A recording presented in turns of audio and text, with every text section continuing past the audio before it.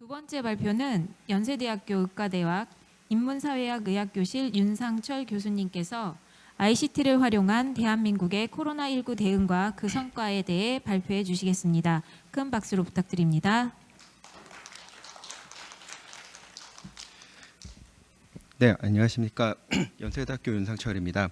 오늘 저는 한국에서의 ICT 기술이 코로나 코비드 19을 대응하는 데 있어서 얼마나 효과적으로 사용되었는지에 대해서 조사하고 연장선상으로 이것을 우리와 협력하는 협력국들과의 관계 안에서 어떻게 풀어나갈 수 있을까에 대해서 이야기하고자 합니다.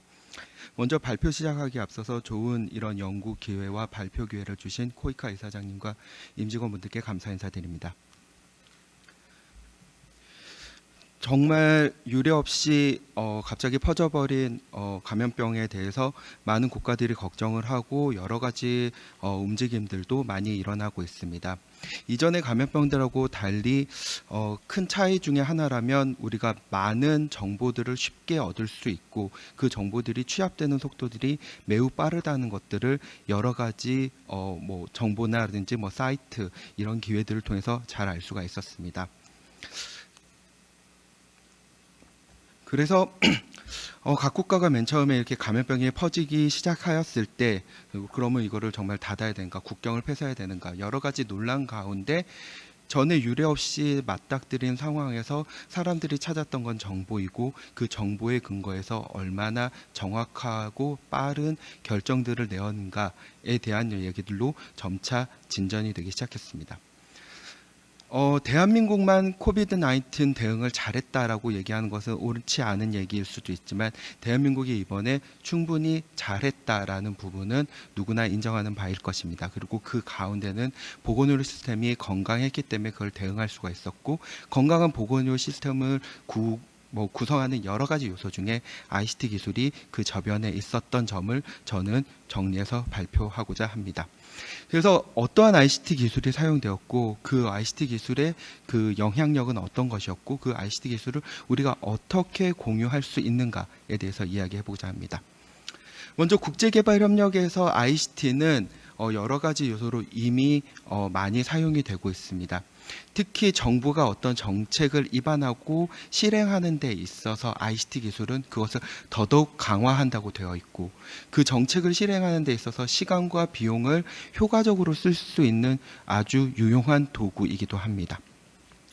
또한 이런 정책 입안과 여러 가지 정보를 관련하고 이런 ICT 기술을 통해서 개발협력 프로그램을 운영을 할 때 불필요한 낭비라든지 그리고 필요한 정보들을 정확하게 투명하게 전달할 수 있다는 장점 또한 이미 잘 알려진 상태입니다. 그리고 그것뿐만 아니라 새로운 비즈니스를 열고 여러 가지 지속 가능한 개발 발전을 하는 데 있어서 중요한 도구임은 이미 여러 군데에서 밝혀진 바 있습니다. 제가 코이카의 나이지리아 그 UNFPA의 난민촌에 갔을 때 실은 이때만 하더라도 이런 ICT 기술을 통해서 보건의료 사업을 한다, 이런 걸 한다라고 했을 때 많은 분들이 개발도상국에 그런 인프라가 있는가, 아니면 너무 한국에서 익숙한 기술들의 적용이 아닌가라고 하던 시절이 있습니다. 이제는 더 이상 그런 질문들을 하지는 않으시는데요. 그때만 하더라도 저 또한 이 나이지리아 북동부 지역의 이런 레퓨지 캠프에서 누가 스마트폰과 투지폰을 쓸 것인가라고 했는데 상당히 많은 레퓨지 캠프의 난민들은 스마트폰을 통해서 새로운 직장도 얻고 스마트폰을 통해서 그 난민촌 안에서의 하나의 새로운 생태계 안에서 경제 생활을 하는 것들을 확인을 할 수가 있었습니다. 그리고 작년에 꽤 많이 알려진 팩트플리스라는 책에 의하면 우리가 개발도상국 또는 세계를 볼 때 정말 사실에 근거해서 봐야 되는데 그런 사실에 근거해서 본다면 이미 전 세계는 2016년에 그리고 2019년도에 아직 발표되지 않은 연구 결과에 의하면 전 세계 인구의 91%는 이미 투지폰 이상의 통신 기술을 다 개별적으로 사용하고 있습니다. 물론 내 주변에 아직 그 폰을 쓰지 않는 사람이 있는데라고 얘기를 할 수도 있지만 생각하시면 비즈니스 하시는 분들은 폰을 2개, 3개 가지신 분이 있기 때문에 그런 중첩도 어느 정도 감안을 상태에서 봤을 때 이미 2G폰 같은 경우는 이미 90% 이상을 넘었고 3G폰, 스마트폰 사용자의 비율은 이미 절반을 넘어선 상태입니다. 조금 그 내용을 세밀하게 본다면 우리가 흔히 말하는 신남방 국가 안에서도 미얀마, 라오스 정도만 빼고는 이미 많은 국가들이, 특히 베트남 같은 경우는 이미 전 인구보다 스마트폰 사용량이 그 수를 넘어선 수준으로 보편적으로 사용하고 있는 도구가 되었습니다. 대한민국 같은 경우는 다시 이제 주제를 코비드 19으로 갖고 와서, 코비드 19 같은 경우는 이거를 ICT를 통해서 어떻게 잘 대응했는가에 대해서 봤을 때 빨리 환자를 찾아내고 적절하게 검사를 늘리면서 그 환자들의 동선 추적을 통해서 적절한 격리를 시행하고 필요한 치료들을 제공할 수 있었던 점이 가장 효과적으로 대응할 수 있었던 근거다라고 이야기를 하고 있습니다. 결국 감염병에서 흔히 말하는 3T, 적절하게 필요한 양만큼 검사를 수행하는 것, 그리고 필요하다면 사람들의 동선 추적을 통해서 더 이상 감염병이 퍼지지 않도록 막는 것, 그리고 마지막으로 필요한 사람들께 치료를 제공하는 것 중에 특별히 우리는 트레이싱, 감염자 추적에 대해서 ICT 기술을 활용한 것들에 대해서 좀 더 집중적으로 이야기해 보고자 합니다. 그래서 ICT 기술을 통해서 그럼 코비드 19는 어떤 부분들을 썼을까라고 했을 때 다음과 같이 전체적으로 크게 7가지로 나누어 볼 수 있었습니다. 오늘 이 자리에서는 특히 중점적으로 다음과 같이 추적자 관리, 그 다음에 입국자 관리, 마스크 활용, 그리고 정보 공유라는 부분에 대해서 이야기를 하고자 합니다. 저희가 본 연구를 진행하면서 여러 역학조사관 분들의 면담을 통해서 그분이 아주 바쁜 와중에도 면담 조사를 시켜 주었습니다. 그래서 많은 분들에게 보았고, 실은 우리가 추적 관찰에 있어서 어떤 부분들이 가장 효과적이었냐라고 했을 때 그분들이 대답한 게 감염자 추적 관리를 하는 EIS 시스템이 정말로 가장 큰 효과를 보였다라고 이야기를 하고 있습니다. 감염자 추적 관찰은 이전에도 매뉴얼로 하고 역조관 분들이 하시는 것들의 그 패턴은 일정합니다만, 다만 여러 가지 원인에 있어서 역학조사 정보의 정확도와 신뢰도라는 부분에 있어서 이 프로그램이 도입되고 안 되고는 큰 차이가 있습니다. 일단 동선 파악으로 해서 대한민국은 단순히 그 감염자분의 진술 외에도 카드 정보, CCTV, 통신사 이 접속망, 이 모든 것들을 취합하는데, 이전에 EIS 시스템 이전에는 약 이틀 정도의 소요 시간이 걸렸다면 EIS 시스템이 도입되고 나선 6시간 만에 정보를 다 취합해서 동선 파악을 할 수가 있게 되었습니다. 그럼 48시간에서 6시간으로 줄어든 그것이 얼마만큼의 차이냐라고 이야기하실 수 있지만, 이 여러 가지 정보들을 보았을 때 우리가 그 5월 초에 생겼던 여러 집단 감염자의 경우 48시간에서 6시간으로 만약 줄였었다면 그 많은 환자들이 발생하기 전에 막을 수도 있었던 상황들을 우리는 볼 수가 있습니다. 두 번째로는 본인들의 진술이 정확하지 않은 경우, 특히 고령이신 분들 같은 경우에 본인의 이러한 2주 동안의 동선, 실은 고령인 분이 아니라 심지어 저만 하더라도 너 2주 전에 어디 갔니라고 하면 잠깐 생각하고 이 얘기를 하는 가운데 있어서 약간의 오락가락하는 진술이 저조차도 한번 지금 얼핏 생각했을 때 과연 2주 전에 제가 어디에 있었을까라는 부분에 있어서 집, 학교, 병원밖에 안 갔을 거라고 공개적인 자리에서는 얘기하지만 과연 그랬을까, 이런 부분들도 있기는 합니다만, 실은 그런 기억에만 의존하는 정보로는 저희가 동선 파악, 그리고 하나의 동선을 놓침으로써 거기서 발생하는 여러 가지 감염 발생들을 고려할 때 이 정보를 하나로 취합해서 빠른 대응과 동선 파악을 할 수 있었던 EIS 시스템은 가장 효과적인 방법 중에 하나가 아니었나 생각을 합니다. 두 번째로는, 그러나 이 EIS 시스템 같은 경우는 어쨌거나 우리나라는 이게 전염병 관리법이 개인정보보호법보다 더 우선되고 그의 공공의 선에 의해서 이러한 부분이 인정되었기 때문에 움직이지만, 한편으로는 과연 이것이 우리가 프라이버시라는 부분에 있어서 넘나드는 부분은 없는지, 두 번째로는 계속 발전하는 기술 가운데 지금의 방법보단 프라이버시를 더 보존하면서 접근할 수 있는 방법이 없는지에 대한 고민들은 여전히 남겨주었고, 이미 기술적으로는 기존의 GPS를 쓰는 방법에 있어서 본인 폰의 고유로 남겨지는 블루투스 접촉 방법을 통해서 더 정확하고 외부로 본인 그 개개인의 사생활이 불필요하게 침해되지 않는 그런 기술로도 점점 발전하고 있는 것을 알 수가 있었습니다. 두 번째로는 입국자 관리입니다. 실은 많은 국가에서 이미 통제를 잘하고 방역에 성공한 국가들에 있어서 가끔씩 증가하는 신규 확진자들의 수는 외국에서 유입되는 경우를 많이 볼 수 있음을 알 수 있습니다. 한국 같은 경우는 해외 여행자 정보 시스템 그리고 그 DUI라고 얘기하는 의약부 관리 시스템을 통해서 입국자들에 대한 철저한 관리를 통해서 입국자들이 와서 지역사회 내 전파가 가는데 미리 사전에 막을 수 있는 여러 가지 안전망으로서 그 효과적인 대응을 하고 있었습니다. 세 번째로는 마스크 부분입니다. 실은 우리가 사재기, 영어로 패닉 바잉이라고 얘기하는 부분은 말 그대로 패닉한 상태에서 그 물건을 사게 되는 겁니다. 왜냐하면 나에게 꼭 필요한 물건이 품절될까봐 이거를 사지 못할까봐 그래서 줄을 서고 혹시 내가 없을까봐 많이 사서 쟁여두는 그런 것들 우리가 사재기라고 얘기를 합니다만 이번 같은 경우는 마스크가 어디에 있는지 공공 데이터를 민간에 개방을 했고 많은 그 모바일 앱 개발자들과 여러 관심 있는 분들이 다양한 그 마스크 어디 있는지 알려주는 앱들을 개발을 해서 무료로 배포를 해서 사람들 같은 경우에 마스크가 내가 필요하지만 내가 사야 할 날에 어느 약국에 가면 재고가 얼마가 있다라는 것을 안심하고 봄으로써 불필요한 사재기라든지 사회적 낭비가 없었음을 알 수가 있습니다. 외국에서는 그러면 마스크를 못 사면 사재기를 막기 위해서 어떻게 하는 것이 좋을까 저런 그래프까지 나올 정도였지만 한국 같은 경우는 마스크가 충분히 어디에 있는지 알기 때문에 사재기가 하나도 없이 오히려 그 줄만 하더라도 차츰 지나서 다 안정화되는 것들을 볼 수가 있어서 하나의 공공 데이터 개방의 큰 성과가 아닌가 생각합니다. 마지막으로는 정보 공유입니다.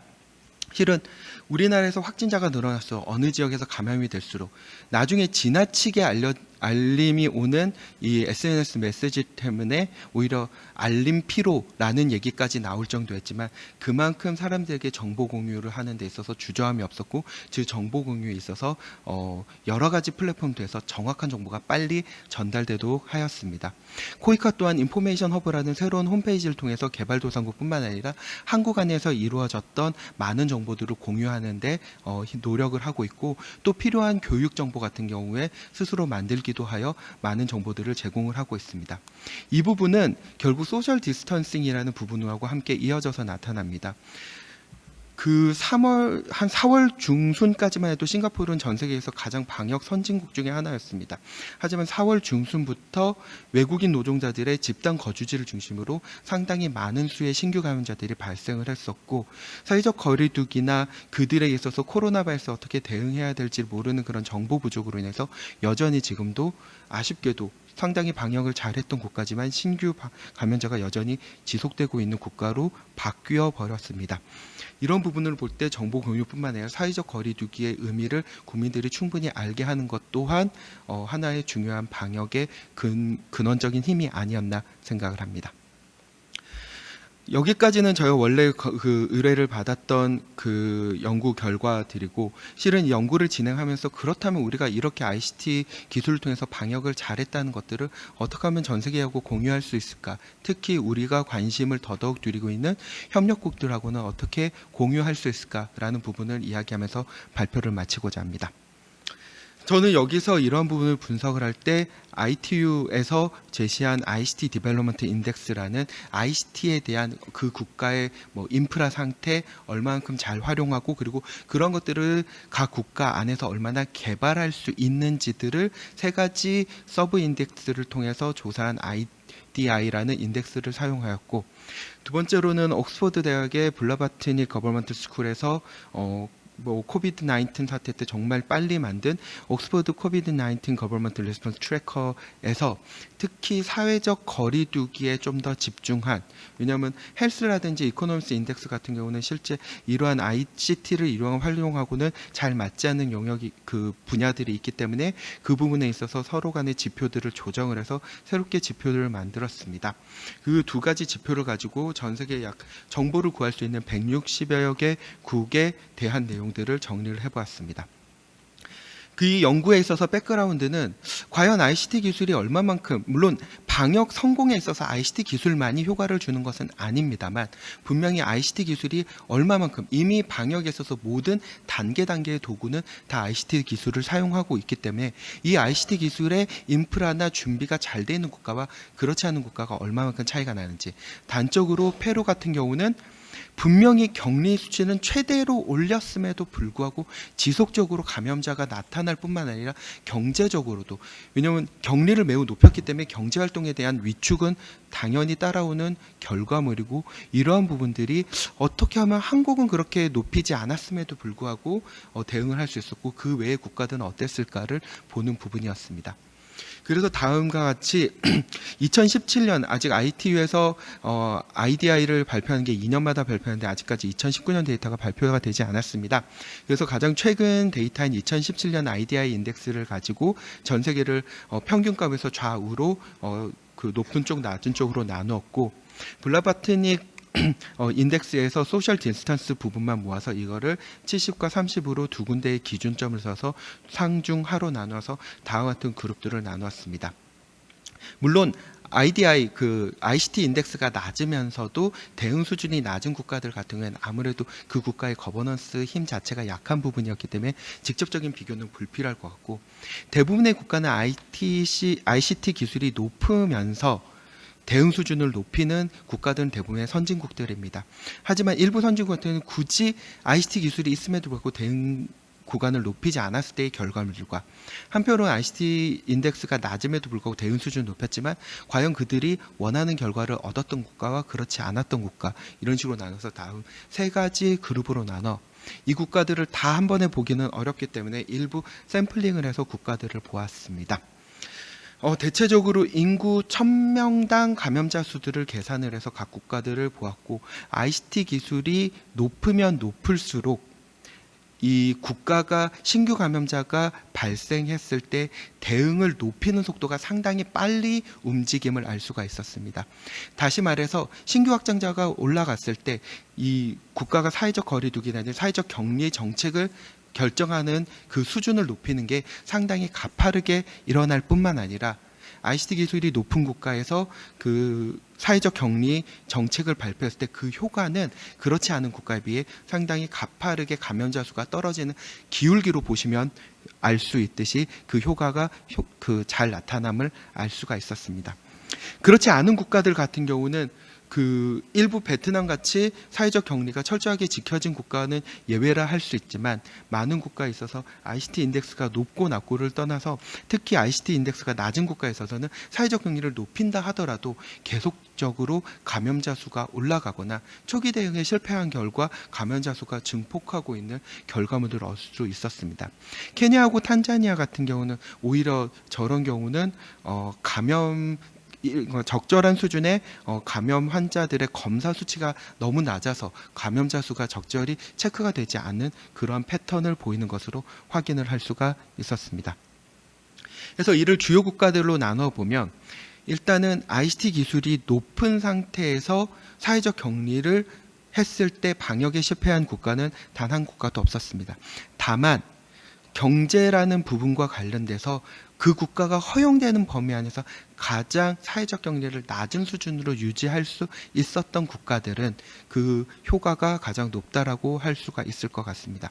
ICT 기술이 높음에도 불구하고 적절한 수준의 사회적 격리를 유지하지 못하는 경우는 여전히 감염자 수가 양의 기울기를 보이는 그런 변화들을 알 수가 있었고, 그리고 ICT 기술도 낮고 이런 사회적 격리도 낮은 경우에 있어서는 감염자 수가 여전히 가장 높은 수준의 기울기를 가지고 있는 것들로 결과들을 정리해서, 물론 이 결과를 보고 ICT 기술만 도입하면 다 해결이 됩니다 라고 하는 건 너무나 무리수인 결론입니다. 하지만 이러한 정부 정책을 강하게 집행하고 효과적으로 전달하는 기술로서의 ICT 기술은 이미 많은 연구 결과들로 입증이 된 바 있고 코비드-19에서도 동일한 효과가 있었다라고 말씀드릴 수 있을 것 같습니다.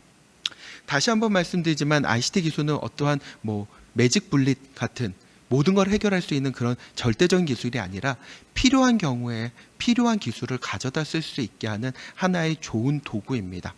그리고 이 ICT 기술은 단순히 효과적으로 할 뿐만 아니라 어떠한 장애물을 만났을 때 그 장애물을 해결해주는, 그 장애물을 넘어서게 하는 기술이기도 합니다.